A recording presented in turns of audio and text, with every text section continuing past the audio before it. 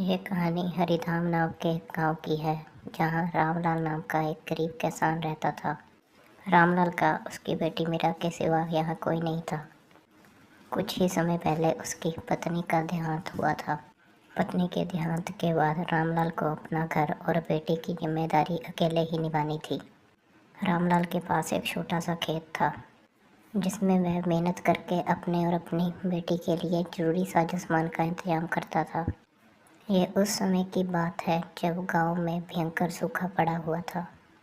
गांव में सभी की फसल पूरी तरह से बर्बाद हो चुकी थी। फसल बर्बाद होने के कारण रामलाल के पास अब कमाई का कोई जरिया नहीं था। उसके पास जो बचे कुचे पैसे थे वो भी खर्च हो चुके थे। रामलाल के पैसों के परेशानी के कारण उसने कुछ समय से मीरा के स्कूल की फीस भी नहीं भरी होती है। इसी चिंता के कारण रामलाल अपने घर में बिस्तर पर बैठा परेशान हुआ होता है। उसे परेशान देख उसकी बेटी मीरा वहाँ आती है। क्या हुआ पिताजी, आप बहुत परेशान लग रहे हो, कोई परेशानी है क्या? नहीं बेटा, कोई परेशानी नहीं है, बस ऐसे ही। नहीं पिताजी, कोई परेशानी तो है, अब मुझे बताइए क्या हुआ है। कुछ नहीं बेटी, तुम तो जानती हो इस साल सूखा पड़ने के कारण हमारी पूरी फसल बर्बाद हो चुकी है और मेरे पास थोड़े बहुत जो पैसे थे वो भी ख़त्म होने को हैं। इसीलिए अगली फसल तक घर कैसे चलाऊं, ये चिंता मुझे खाई जा रही है। पिताजी आप चिंता क्यों कर रही हैं, आपकी मदद के लिए मैं भी कोई काम कर लेती हूँ। नहीं बेटी, उसकी कोई ज़रूरत नहीं है, तुम अपनी पढ़ाई पर ध्यान दो, मैं कुछ करता हूँ। पिताजी इस मौके पर बोलना सही नहीं है, परंतु स्कूल के हेडमास्टर फीस के लिए बोल रहे थे। हाँ बेटी, तुम चिंता मत करो, मैं किसी भी तरह से कल परसों तक तुम्हारे स्कूल की फीस भर दूँगा। ठीक है पिताजी, मैं कल हेडमास्टर को बोल दूँगी कि आप आज कल में फ़ीस भर देंगे। फिर वहाँ से मीरा अपने कमरे में चली जाती है। मीरा को बोल तो दिया है कि कल परसों तक उसकी फ़ीस भर दूंगा, पर मेरे पास कल के राशन भर के पैसे नहीं हैं। इसी चिंता से परेशान होकर रामलाल अपने घर में टहलने लगता है। टहलते टहलते वो अचानक रुक जाता है। लगता है इस बार मुझे धनीराम से पैसे सूद पर लेने पड़ेंगे, वरना ना तो मैं तो घर का खर्च चला पाऊंगा और ना मीरा की फ़ीस भर पाऊंगा। हाँ, मेरे पास अब यही जरिया बचा है, कल ही शाम ही जाकर सेठ से मिलता हूँ। सेठ धनीराम एक नंबर का लालची और ठग प्रवृत्ति का व्यक्ति है। जो गांव के लोगों की मजबूरी का फायदा उठाकर उन्हें सूद पर पैसे देता है। जब गांव वाले किसी कारण उसके पैसे नहीं चुका पाते तो उनकी खेती की जमीन और घर उनसे छीन लेता था। अब रामलाल सुबह धनीलाल सेठ के घर पहुंच जाता है। नमस्ते सेठ जी। हाँ बोलो रामलाल, क्या हुआ? आज अचानक मेरे घर कैसे आना हुआ? सेठ जी, आप तो जानते हो गांव में इस बार खूब सूखा पड़ा है, जिस कारण मेरी पूरी फसल खराब जो हो चुकी है। खेती के अलावा मेरे पास कमाई का कोई दूसरा चारा नहीं है। अब ऐसी हालत हो गई है, मेरे पास घर चलाने के पैसे नहीं है। इसी कारण आपके पास आया हूँ, ताकि आप मुझे कुछ पैसे दे देते तो अच्छा होता। मैं धीरे धीरे आपके सारे पैसे चुका दूंगा। देखो भाई रामलाल, मैं तुम्हें पैसे तो दे ही दूंगा, पर तुम तो जानते हो जैसे मैं असूलों का पूरा पक्का हूँ। अगर तुमने मेरे पैसे नहीं लौटाए तो मैं तुम्हारा खेत और घर दोनों अपने नाम कर लूँगा। सेठ की ये बात सुनकर रामलाल थोड़ा सोचने लगता है। सेठ से पैसे ले तो लेता हूँ, पर अगर उसके पैसे नहीं लौटा पाया तो यह सेठ मेरे घर और खेत दोनों छीन लेगा। पर इससे पैसे नहीं लूँगा तो मीरा की स्कूल की फीस कैसे भरूँगा? क्या हुआ रामलाल, तूने क्या सोचा? तुम्हें पैसे चाहिए या नहीं?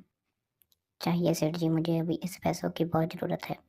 सेठ उसे पैसे दे देता है। धन्यवाद सेठ जी, मेरे पास पैसे जैसे जैसे आते जाएंगे मैं आपके सारे पैसे चुका दूंगा।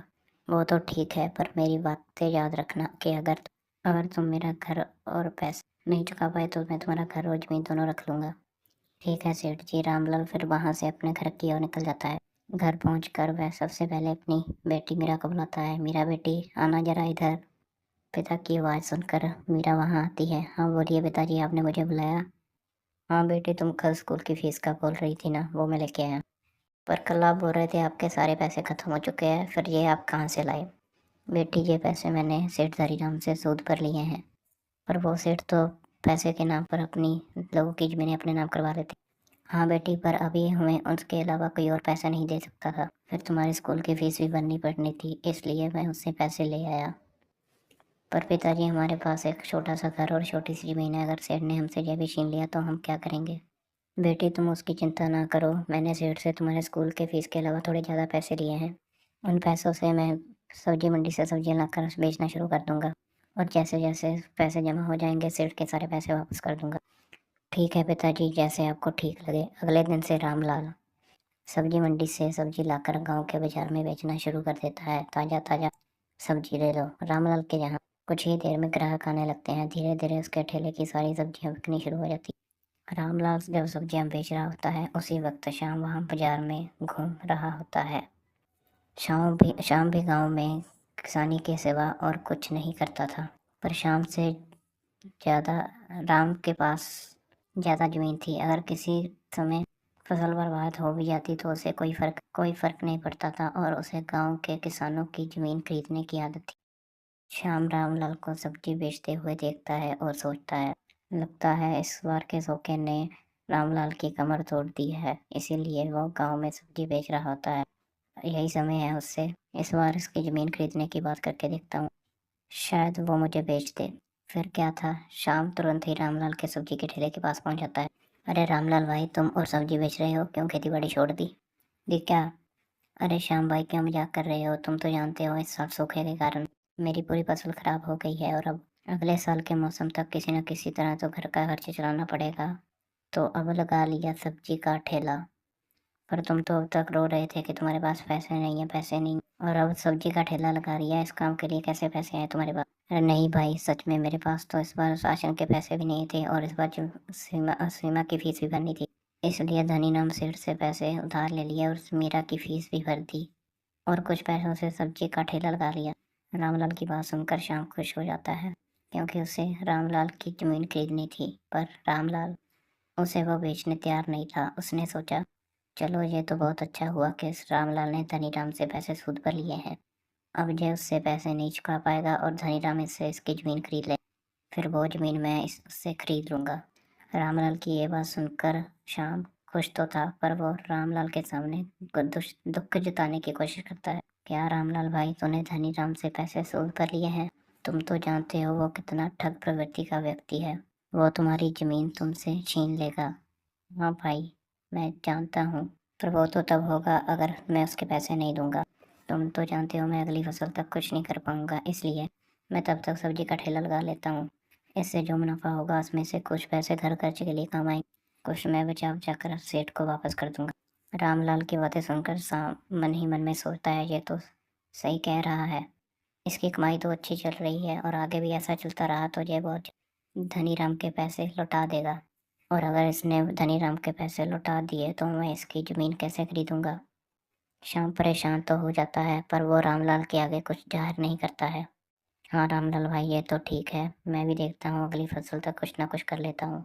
श्याम रामलाल से मीठी मीठी बातें करने के बाद वहाँ से निकल जाता है। थोड़ी दूर बाद श्याम रामलाल की ज़मीन हड़पने के लिए नई तरकीब लगाता है। मेरे पास इतना अच्छा मौका था रामलाल की ज़मीन अपने नाम करने की। जिस तरह उसकी दुकान चल रही है, इस तरह मैं उसकी ज़मीन नहीं ले पाऊंगा। एक काम करता हूँ, धनीराम सेठ से मिलकर रामलाल की ज़मीन अपने नाम करने की बात करता हूँ।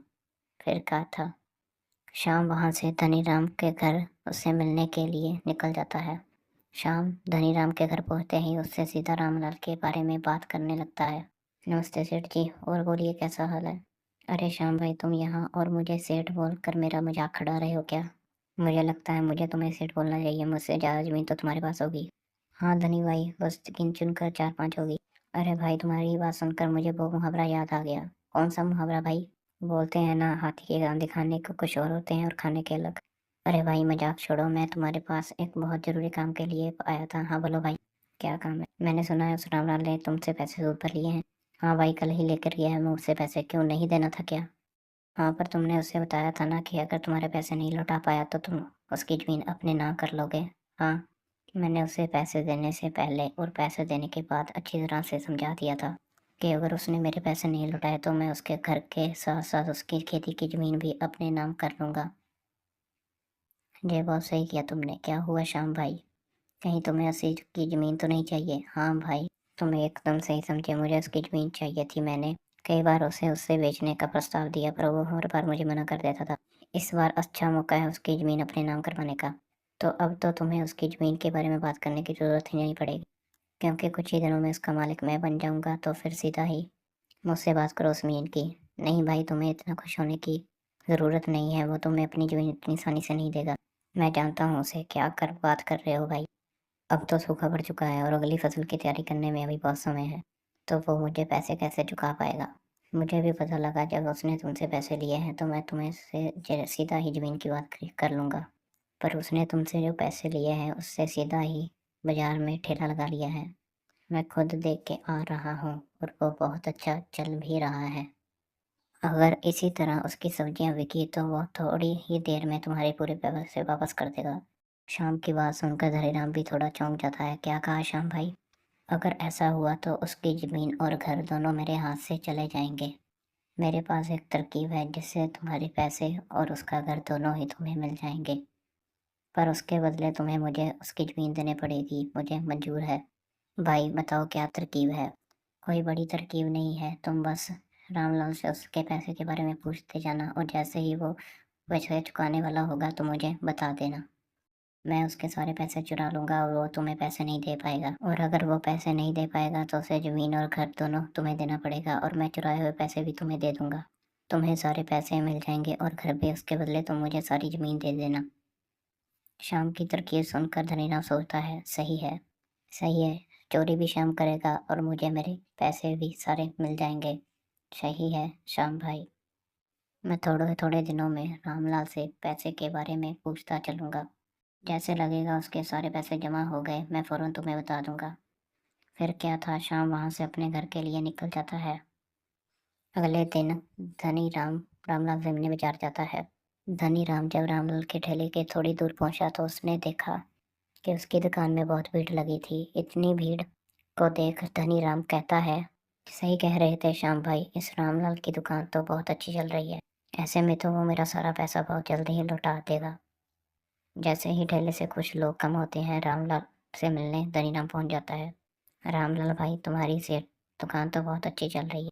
बस सेठ जी, जो कुछ है आपकी वजह से है। नहीं रामलाल भाई, तुम मुझे धन्यवाद कर रहे हो, तुम्हें पैसों की जरूरत थी वो मैंने दिए बस।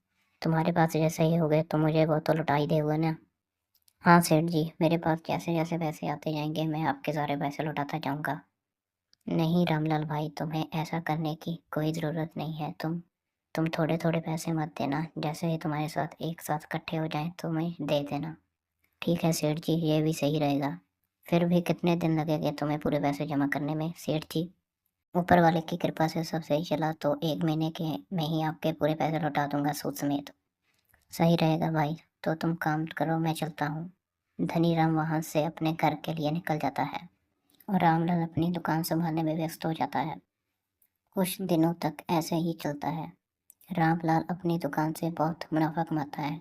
अभी धनीराम को कुछ ही दिन हुए थे रामलाल से मिलकर, पर शाम की तरकीब के कारण वो कुछ ही दिनों में उससे मिलने पहुंच जाता है। और रामलाल भाई, क्या हाल है? सब कैसा चल रहा है? सब बढ़िया है सेठ जी, और ऊपर वाले की दुआ से दुकान भी बड़ी मस्त चल रही है। चलो सही है, इसका मतलब तुम बहुत जल्दी मेरे पैसे लौटा दोगे। हाँ सेठ जी, कुछ जमा हो गए हैं, कुछ बाकी हैं। जैसे जमा हो गए आपको ला कर दे दूंगा। और अब महीना नहीं लगेगा, शायद थोड़ा जल्दी हो जाएगा। ठीक है, पर याद रखना पूरा एक साथ देना है। पूरा एक साथ ही दूंगा। धनी राम वहाँ से चला जाता है।